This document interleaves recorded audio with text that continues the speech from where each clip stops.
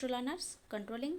learners in the classroom of timely progress. देखो पूरा exact ए type question आप देखो 2025 भी आसी 2024 और 2025 केते सिमिलर क्वेश्चन प्राय आप देख पारे देखो teaching is best defined as transferring knowledge from teachers to learner ये देखो मुझे आपको 2025 क्वेश्चन भी कही कौन ट्रांसफर करवा आम टीचर्स मैंने कौन एत नॉलेजेबल जे पिलाटे किसी जानी आम आम सब नॉलेज को ट्रांसफर करदे नो यहाँ हेनी यहाँ बर्तमान आम देखा 2024 रे आसीथिबा टीचिंग एप्टीट्यूड आउ एजुकेशनल कमिशन कमिटी उपरे क्वेश्चन पूरा डायरेक्ट क्वेश्चन नंबर 1 देखा question number 1 which of the following articles भितर कोटा Indian constitution makes education a fundamental right Indian constitution रे एजुकेशनटा कौन है फंडामेंटल राइट है को आर्टिकल रे आप हुए तो जानते निश्चिंत भाव में पढ़ी जो निश्चिंत भाव जानते ऑप्शन नंबर कौन हम सी ठीक अच्छे option number C article 21A देखो ऑप्शन सी कहीं ठीक हम देखा कारण ये आमर आसला कौन 21A आउ 86th अमेंडमेंट एक्ट रे 2002 मसीह होता कौन free and compulsory education for 6 to 14 years children मान फ्री आउ कंपलसरी एजुकेशन होता ठीक अच्छे यहाँ भी मन रखिए 86th amendment act article 21A तापर देखा क्वेश्चन नंबर 2 देखो education and national development is the title of which report education and national development education commission आउ कमिटी उपरे जदि आपण चाहूँगी प्रिपेयर हाँपाई नेक्स्ट वीडियो मु आपण मानी सियोर आनी किंतु कमेंट सेक्शन रे मते जणातु आपको वीडियोटे केमती लगुच आउ नेक्स्ट वीडियो कमिशन आउ कमिटी उपरे एबे आमे देखिबा education and national development is the title of which report answer है जिवो option D Kothari commission education commission 1964 to 66 ये पूरा मन रखता आपको आम एजुकेशन कमिशन भी कहूँ ता सहित कोठारी कमिशन कहूँ आउ जो कि नेशनल डेवलपमेंट भी आड हो तार टाइटल हूँ education and national development title से पाई कौ रिपोर्ट कोठारी कमिशन ठीक अच्छे डीएस कोठारी चेयरमैनशिप रे होता बर्तमान आम देखा देखो The Education Commission 1964 to 66 popularly known as the Kothari Commission chaired by Dr. D.S. Kothari ठीक अच्छे Dr. D.S. Kothari submitted its report under the title Education and National Development. This report is considered a landmark in an Indian education history because it proposed a comprehensive national pattern of education जोटा कि आपण वर्तमान से आमर यही education pattern T चली आसूला कि 2020 से आमर वर्तमान चेंज हो जाए आपड़ मत कमेंट सेक्शन में जनातु जे 2020 रे आमर एजुकेशन पैटर्न कौन चेंज होती आगुरी था 10 +2 +3 स्ट्रक्चर वर्तमान से एजुकेशन पैटर्न एजुकेशन स्ट्रक्चरटा कौन हो जाए अपडेटेड जोटा वर्तमान अच्छे लेटेस्ट वर्जन आपड़ से मत कमेंट सेक्शन में निहाती भाव में जनइबे जिते आप लिखे से रिभाइज हम देखो 10 +2 +3 स्ट्रक्चरटा आम क्या यहाँ कहार स्ट्रक्चर थिला किए रिकमेंड करते कोठारी कमिशन रे ठीक अच्छे D S Kothari and emphasize that education is the main tool for national progress social transformation national progress social transformation पाई एजुकेशन रो मेन रोल अच्छी ओके नेक्स्ट देखा देखो ऑप्शन ए कौन कहूँ 1882-83 एटा हूँ कौन Hunter commission this is the Hunter commission which focused on primary and secondary education during the British era 1882 रु 1883 ठीक अच्छे हंटर कमिशन जी कि प्राइमरी सेकेंडरी उपर फोकस कर 1948 to 49 राधाकृष्णन कमिशन आपको कौन कहते राधाकृष्णन कमिशन कहती ता सहित यूनिवर्सिटी एजुकेशन कमिशन भी कहती जेमती आप जानते कोठारी कमिशन को एजुकेशन कमिशन सहित जमती कहती कोठारी कमिटी कोठारी कमिशन ठीक अच्छे सेमती राधाकृष्णन कमिशन को कहती यूनिवर्सिटी एजुकेशन कमिशन केवल एजुकेशन कमिशन जब पचार द एजुकेशन कमिशन ताले हो कोठारी कमिशन 1964 to 66 किंतु जदि पचार यूनिवर्सिटी एजुकेशन कमिशन रिपोर्ट ताहले सेटा कौन हो राधाकृष्णन कमिशन जोटा कि 1948 to 49 which focused specifically on higher education. University that means higher education. Okay. Option C 1952 to 53 secondary education. This is the Muddaliar Commission titled the Secondary Education Commission report which focused on reforms in school level education. School level education reform करिछि Kota secondary education commission 1952-53. तापर देखिबा question number 3. The RCFCE Act. It देखो bracket तार full form दे देछि ठीक अछि. The RCFCE Act, Right of Children to Free and Compulsory Education Act 2009 is primarily meant for children in the age group of को age group पिलांग पई आपण समस्त जानचंदी तो एटा हे जिबा हमर ऑप्शन नंबर 6 to 4 ठीक अछि. The RCFCE Act 2009, Right of Children to Free and Compulsory Education Act 6 to 14 years.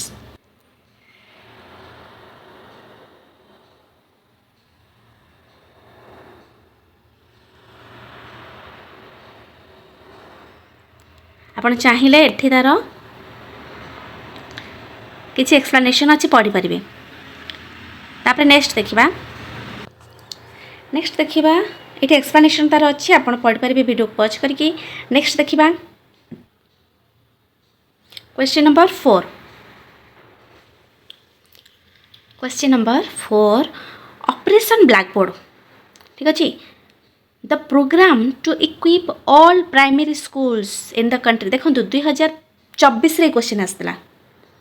2024 रे आपण देखो क्वेश्चन आसी ता सहित 2025 रे भी क्वेश्चन आसी. तेणुक क्वेश्चन सब बेले प्राय रिलेटिव हो पारे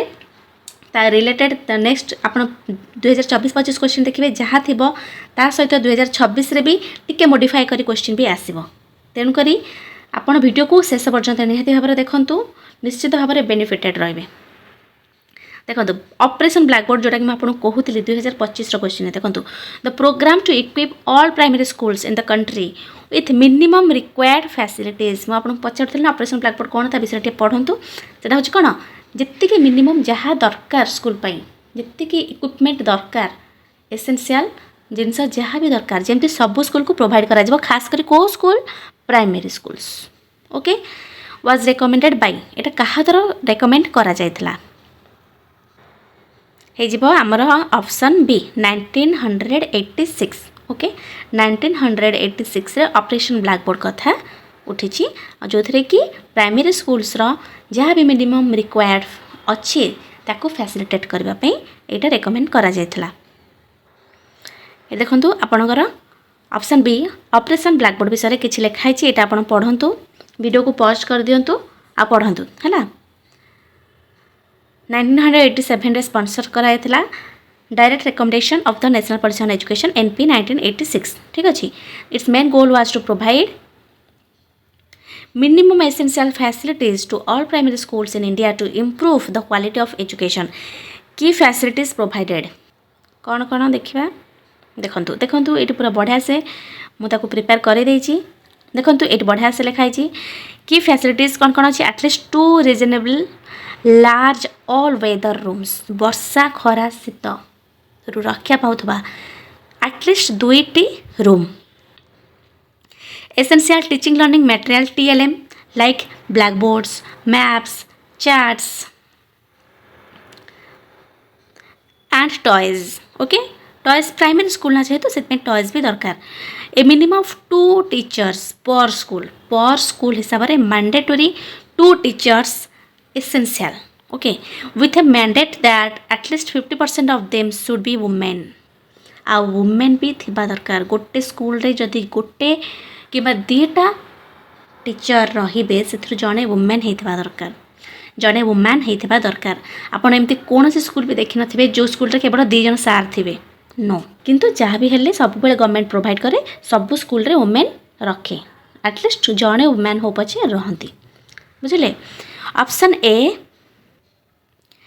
देखो एनपी 1968 मुझे आपको कही आगुरी जेटा प्रथम आसला. This fast policy focused on 10+2+3 10+2+3 এটা କାହିଁକି ଆସିଛି କାରଣ ଆପଣ ଜାଣିଥିବେ 1964 ରୁ 66 କ'ଣ ଆସିଥିଲା କୋଠାରୀ କମିଶନ ଆସିଥିଲା ଆଉ କୋଠାରୀ କମିଶନ ହିଁ କରିଛି କୋଠାରୀ କମିଶନ କରିଥିଲା 10+2+3 ଷ୍ଟ୍ରକ୍ଚର ତାପରେ ପରେ ଆସିଛି କ'ଣ 1968 NP national policy on education ଯେଉଁଟାକି ରିଜନାଲ୍ ଲାଙ୍ଗୁଏଜ୍ ଉପରେ ଫୋକସ୍ କରିଛି अब did not introduce operation blackboard एटा तो करने ऑप्शन सी कौन NCF 2005 this is a curricular framework focusing on pedagogy and reducing academic pressure not an infrastructural scheme NCF 2005 से अलग option D कौन आरसीएफसी तो आपन बे जानचंती कौन सेटा right of children to free and compulsory education act also known as the RT Act. This made education a fundamental right in 2010, long after Operation Blackboard was established. पूरा operation blackboard होता कौन 1986 होता आउ आरसीएफसी होता 2009 रे एक्ट आसी आउ 2010 रे इम्प्लीमेंट होती देखो तापर आम नेक्स्ट क्वेश्चन देखा question number 5 all the teacher education colleges in Odisha are under the administrative control of जेतिकी स्कूल नुहे ये पचार कौन कॉलेज जिते सारा कॉलेज एजुकेशन अच्छी all the teacher education colleges in Odisha are under the जेमती आप बीएड ट्रेनिंग बर्तमान जो ने एंट्रेंस रे पास हो तो आप गोटे कॉलेज रे पढ़े से जो टीचर एजुकेशन कॉलेज ताको कौन कहते teacher education college BEd training college सब ठीक अच्छे ना ये भी हो डाइट भी हो सिटी जो मैंने था बर्तमान तो डीएलएड हो गलानी से मैंने भी जोटी करते से भी गोटे कौन बीएड कॉलेज से भी कौन गोटे कौन से भी हूँ गोटे टीचर एजुकेशन कॉलेज जोटी कि आम टीचर मानक प्रिपेयर करूँ कौन हाँपाई गोटे टीचर हाँपाई आम से प्रिपेयर करूँ कौटी ट्रेनिंग सेंटर रे 2 वर्ष ट्रेनिंग नियंती देखो तापर हूँ और ऑप्शन देखो ये कि अंडर क्या अंडर से जाऊँगी directorate of secondary education directorate of higher education secondary education department of higher education देखो सेकेंडरी एजुकेशन तो नुहे डायरेक्टरेट ऑफ सेकेंडरी एजुकेशन नुहे डायरेक्टरेट ऑफ हायर एजुकेशन भी नुह director of secondary education no ये कौन है ऑप्शन ये देखो ये कौन हम टीचर एजुकेशन कॉलेजेस जो सब बी ट्रेनिंग आप नौकरी सीटी जो मैंने कर डीएलएड तार जो टीचर एजुकेशन जो ट्रेनिंग बर्तमान चलती जो ट्रेनिंग सब नियंती कॉलेज रे ड्यूरेशन थाए जार कोर्स ड्यूरेशन थाए से जो टीचर एजुकेशन कॉलेजेस ये क्या under director of secondary education director of higher education secondary education ना यहाँ हो कौन ऑप्शन नंबर डी ऑप्शन ठीक ठीक अच्छे डिपार्टमेंट ऑफ हायर एजुकेशन ये देखीदे विषय एक्सप्लेनेशन और एक्सप्लेनेशन टी देखीदे why option D is correct in a major administrative shift that began in 2021 to 22 देखो Odisha government state government transfer the control of 15 teacher education institutions offering BEd आउ MEd course देखो BEd आउ MEd courses from the school and mass education department to the department of higher education transfer कर देछि कौन कर control कर transfer 15 teacher education institutions offering BEd and MEd एटा कोठी पळे आसी department of higher education under को पड़े आसी this change was made to integrate teacher training with general degree education ensuring that these colleges function under the same administrative umbrella as other higher and professional education institutions बाकी जी professional education सब रही सहित आपको include करागला यहाँ भी higher department of higher education under रे गला ठीक अच्छे तापर देखा question number 6 Teaching is best defined as transferring knowledge from teachers to learners, controlling learners in the classroom of timely progress. देखो पूरा एक्जाक्ट ये टाइप क्वेश्चन आप देखो 2025 भी आसी 2024 और 2025 केते सिमिलर क्वेश्चन प्राय आप देख पारे देखो teaching is best defined as transferring knowledge from teachers to learner ये देखो मुझे आपको 2025 क्वेश्चन भी कही कौन ट्रांसफर करवा आम टीचर्स मैंने कौन एत नॉलेजेबल जे पिलाटे किसी जानी आम आम सब नॉलेज को ट्रांसफर करदे नो ये हेनी यहाँ पूरापूरी भयानक option controlling learners in the classroom for timely progress and completion of the course बापरे यहाँ भी आहरी भयंकर ऑप्शन सी फैसिलिटेटिंग लर्निंग बा यहाँ बढ़िया अच्छी फैसिलिटेट आम कौन कर वर्तमान टीचर माने कौन फैसिलिटेटर ठीक अच्छे option D lecturing and explaining no एटा ट्रेडिशनल मेथड तो वर्तमान आमर नुआ मेथड कौन फैसिलिटेटिंग लर्निंग तो यहाँ ठीक है ऑप्शन सी इज करेक्ट देखिबा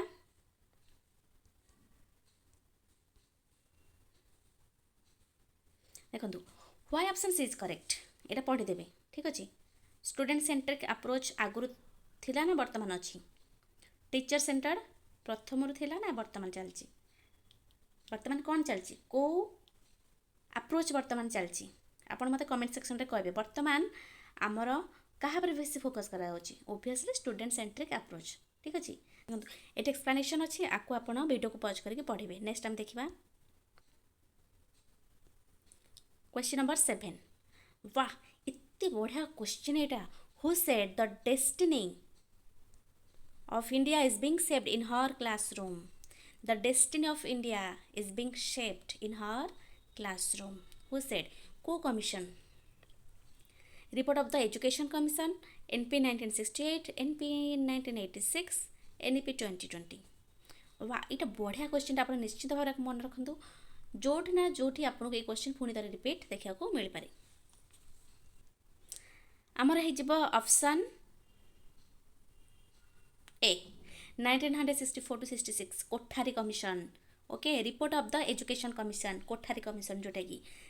कोठारी कमिशन अच्छी जे the destiny of India is being shaped in her classroom okay next देखिबा एटा देखंतु एटा टे पढ़ितेबे निहाते भाबरे वीडियो को पॉज करके एटा पढ़ंतु तापर देखिबा एटा बढ़िया क्वेश्चन आसी एटा पूरा लेटेस्ट क्वेश्चन देखंतु साम्स जोटा कि वर्तमान पूरा चलची पूरा बढ़िया से देखंतु एटा होची Sam's is an integrated SAMS is an integrated portal which provides a common platform for admission into various courses across Odisha through admission sorry এটা A admission এটা E admission okay E admission and also several years service to student what is the full expansion of SAMS देखो आपन को direct question पचारलानी जे SAMS रो full explanation देखो आपड़ ये direct question पचारूनी जे Sam's full expansion कौन full form कौन direct न पचारिकी ता विषय से किसी एलाबोरेट करछि which provides a common platform for admission into various courses एते सारा गप्पी की लास्ट को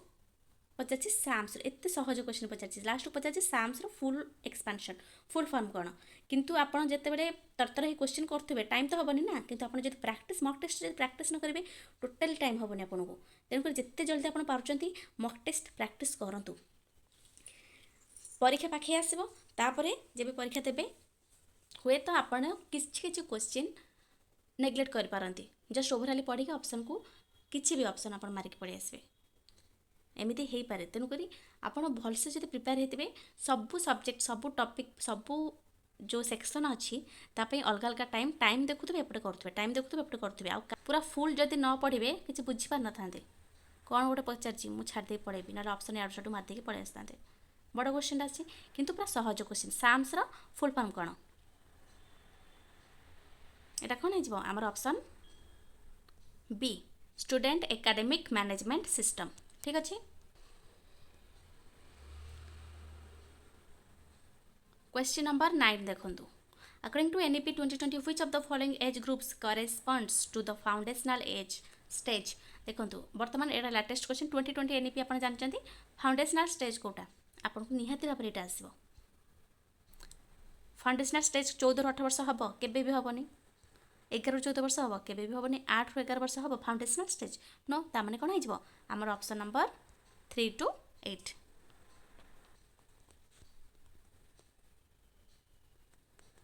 देखो ये दे दीजिए बाल बाटिका अंगनवाड़ी स्टार्ट हो जाऊँगी 3 years of pre school anganwadi Balvatika and 2 years of primary schools ठीक अच्छे ग्रेड 1 और ग्रेड 2 आ 3 वर्ष हूँ कौन प्री स्कूल अंगनवाड़ी बाल बाटिका 3 वर्ष रु 8 वर्ष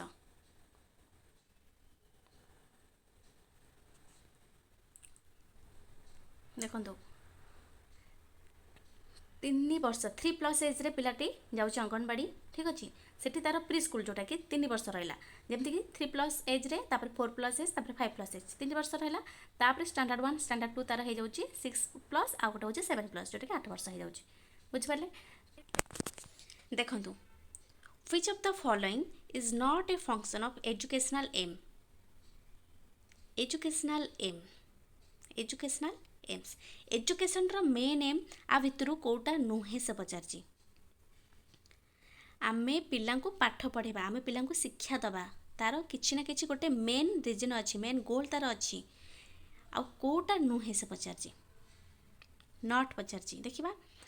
providing direction to learning activities को डायरेक्शन दबा providing adequate resources to school को रिसोर्स दबा आमे आम सेटा मेन लक्ष्य कि जे स्कूल को आमे केमती सफिशिएंट रिसोर्स दबा setting standards for evaluation of learning outcomes creating and sustaining learners motivation Etah no गोटे हाई लेवल क्वेश्चन पचारची जोटा कि बहुत सारा पिला बहुत सारा ऑप्शन मार देकी आसबे किंतु एटा आपन को बुझिबार अछि मोस्ट करेक्ट आंसर कोटा हबो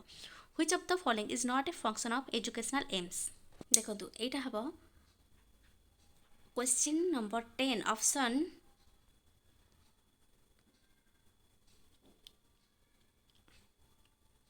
कोटा से पचार कोटा हेनी ताले आमर कोटा हेनी प्रोवाइडिंग एडिक्वेट रिसोर्स आमर कौन एजुकेशन रो मेन एम होची जे आम स्कूल को केते भल रिसोर्स सफिशिएंट एडिक्वेट रिसोर्स खाली प्रोवाइड करबा एटा एजुकेशन रो एम कि एटा होची कहार काम पूरा एक्सप्लेनेशन अच्छे देखंतु डायरेक्शन टू लर्निंग हाँ ठीक अच्छे option A standards for evaluation option setting standards for evaluation of learning outcome option C भी ठीक अच्छी option D motivating learners okay these all are part of shaping teaching learning process ठीक अच्छे teaching learning process को shape करूँ but providing resource like infrastructure funds materials is an administrative and management function not a function of educational aim रे आपको हमें involve करेनु management function and administrative function एटा होची कहार काम administrative रो काम जैसे केमिति कौन स्टैंडर्ड प्रोवाइड करिवो एडुकेट रिसोर्स किंतु आमर से पचारची एजुकेशनल एम कौन बाकी सब होची एजुकेशनल एम ठीक अछि बाकी सब होची एजुकेशनल एम केवल आमे देखिबा जदी एडिक्वेट रिसोर्स इटा हे जिवो एडमिनिस्ट्रेटिव रो काम एजुकेशनल एम नुहे तापर देखिबा क्वेश्चन जदि आपण एमती एलाबोरेट करिकी बुझिबे ताहाले ऑप्शन आपनकर ठीक हबो जदि आपण किछि न बुझी सुची कि आपण भाबिदेबे हाँ एडिक्वेट रिसोर्स तो भल एटा स्कूल पई ना से पचारछि एजुकेशनल एम कोटा नुहे बाकी तीनटा तक हबो लर्नर मोटिवेशन सेटा निहाते दरकार डायरेक्शन करिवो एक्टिविटीज को लर्नर एक्टिविटीज को सेटा भी निहाते दरकार setting standards for evaluation of learning outcomes जहाँ आछि ताको आमे स्टैंडर्ड सेटिंग पुनी करबा ना नहीं आमर केते प्रकार वर्तमान ग्रेड चलची ग्रेड सिस्टम आम स्कूल रे भी हो आम सेना कहूचु जे मार्क्स इंपोर्टेंट नुहे किंतु जहाँ भी आपणकर कौन हो टर्म एंड एग्जाम होची आमर समेटिव एग्जाम होची सेटा होची गोटे standard for evaluation of learning outcomes पिलाटी केते सिखिला आमे केमते जानिबा एग्जाम थ्रू रे ही जानिबा तो एटा भी एजुकेशन रो लक्ष्य पिलाटी केते अचीव करची आम सब्जेक्ट आम कंटेंट जो बना जाइथिला आम सिलेबस जहाँ बना जाइथिला से केते दूर अचीव कला पिलाटी केते दूर शिखिची सेटा आमे केवल एग्जाम आ क्वेश्चंस द्वारा ही जानि परिबा किंतु एडुकेट रिसोर्स टू स्कूल एटा पूरा पूरी भूल हो जाउची एटा एडमिनिस्ट्रेटिव रो काम एजुकेशनल एम नुह तापर देखिबा क्वेश्चन नंबर 11 सॉरी गला आ गोटे क्वेश्चन लास्ट क्वेश्चन रहइबो देखंतु which of the following is the highest level of teaching आमर तीनटा कैटेगरी अच्छी ठीक अच्छे देखंतु मेमोरेबल रिफ्लेक्टिव अंडरस्टैंडिंग ये मेमोरेबल आपन तो जमार भी कहबेनी जे पिलाटी मन रखी रखी रखी रखी पढ़ू बोली no highest level of teaching reflective level understanding level आम देखा बर्तमान कोटा हाईएस्ट कोटा हम रिफ्लेक्टिव लेवल देखा सेटा कौन देखंतु 3 progressive levels of intellectual engagement ठीक अच्छे रिफ्लेक्टिव लेवल होची highest most advanced and thoughtful level of teaching problem centred and focus on developing critical thinking ठीक अच्छे problem centred critical thinking independent inquiry करवा the ability to solve complex real life problems ये सब हूँ reflective level thinking highest thinking जोटा कि learners at this level don't just remember और understand they analyse evaluate create करती original idea को okay यहाँ हूँ हाईएस्ट नेक्स्ट आम देखा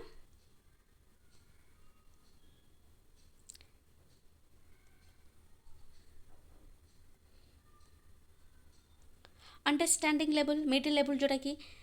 ये कौन हुए कम्प्रेhension ऑफ कॉन्सेप्ट क्लियर हुए थे seeing relationships between facts it help students understand the why and how behind information ठीक अच्छे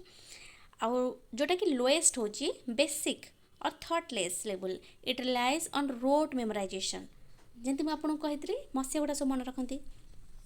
जो कि बेसी एम्फासिस दबाक पड़ेनी बेसी आपको अंडरस्टैंड आपण करती बेसी भलसे आप बुझती केवल मन रखी दिखती जस्ट फैक्चुअल थिंग्स गुड़ाक formulas dates without necessarily understanding them ठीक अच्छे यहाँ हूँ मेमोरी लेवल तापर आम देखा क्वेश्चन नंबर 12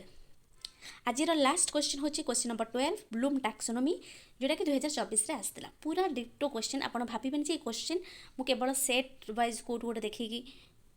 यहाँ पूरा डायरेक्ट क्वेश्चन पूरा 2024 आसी क्वेश्चन नंबर 12 देखो Bloom's taxonomy of educational objectives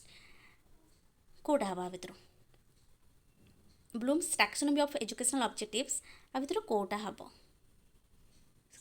taxonomy of objectives कौन कौन ए कलेक्शन ऑफ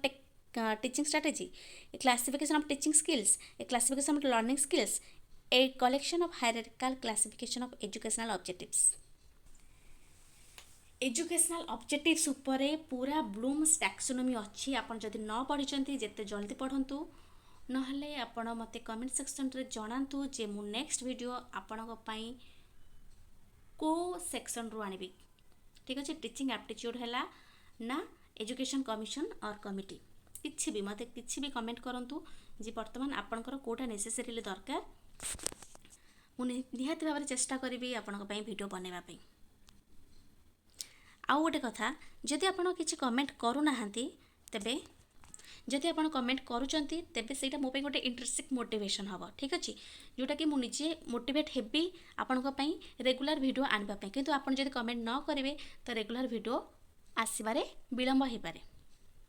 कारण किसी मोटिवेशन ही मिलबनी आ मोर सब क्लास मु कहूँ आपको जी फ्री क्लास रही भी बैच रही किसी भी पेड बैच रही पूरा किसी भी पेड बैच रही पूरा फ्री क्लास रोर तेणुक कमेंट मत केवल मोटिवेशन ही दरकार जे क्लास टी आपको केमती लगुच कि मॉडिफाई करार अच्छी कि किसी टॉपिक आपको दरकार निहाती भाव में कमेंट मत जनातु देखु ए क्लासिफिकेशन ऑफ हाँ यहाँ कौन हायरार्किकल क्लासिफिकेशन देखु आम देखा ब्लूम्स टैक्सोनॉमी यहाँ हूँ कौन डेभलप्ड बाय बेंजामिन ब्लूम ठीक अच्छे Benjamin Bloom in 1956. Bloom's taxonomy is a systematic framework used to classify learning objectives. Learning objectives थाए आपन देखिथे अंडरस्टैंडिंग रिमेम्बरिंग एनालिसिस ये सब वर्ड आपन गोटे जानते निहाती भाव ब्लूम्स टैक्सोनॉमी पढ़ा दरकार into levels of increasing complexity and specificity माने जो थे कि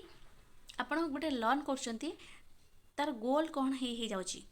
It is hierarchical because each level of thinking builds upon the mastery of previous simpler levels.